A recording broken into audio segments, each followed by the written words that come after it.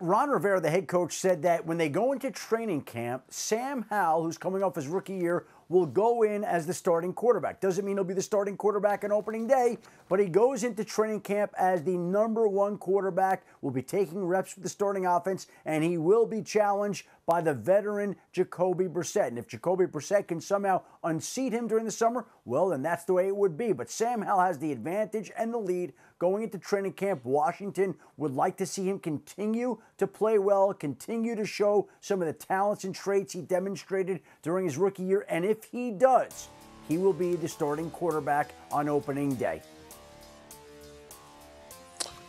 I think this is about, can Sam Howell max out what's around him in Washington? Because when you look at this roster and you think about what they have on the outside, they have some really good offensive skill players on this team, and that starts with obviously Terry McLaurin. But you also think about this decision that Ron Rivera is making, right? Like, what's the non-benefit?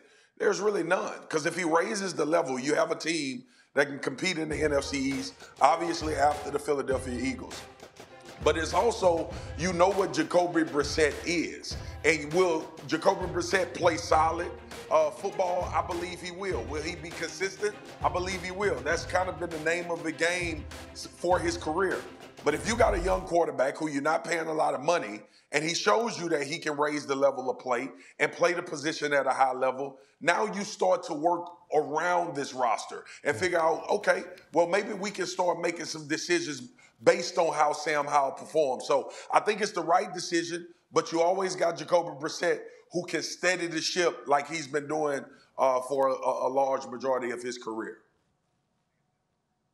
You know, Marcus, if the Commanders had drafted one of the first rounders this year, and we were talking about a first rounder instead of Sam Howell, who was taken in the 5th round a year ago, I really think we would be speaking about this team as a potential contender. There would be a lot of excitement around them because for some of the reasons you alluded to, there's tons of talent at wide receiver. You bring in Eric Bieniemy, who's a very accomplished play caller, but also because on the other side of the ball, this is a defense that has quietly executed one of the more significant turnarounds recently in football. Last year, over the course of the 2022 season, they were a top 5 to 7 unit by just about every metric, and they did all of that with 0 contributions from the injured Chase Young. We'll see what he has when he returns, if he can approximate his rookie-level play, but there's no reason to think that they should fall off. I mean, this is a tremendous situation for a young quarterback. So if Sam Howell can take the reins and, you know, it turns out that they have one of those very, very rare, by the way, you know, situations in football where you have a later drafted rookie who's successful, they should be very competitive.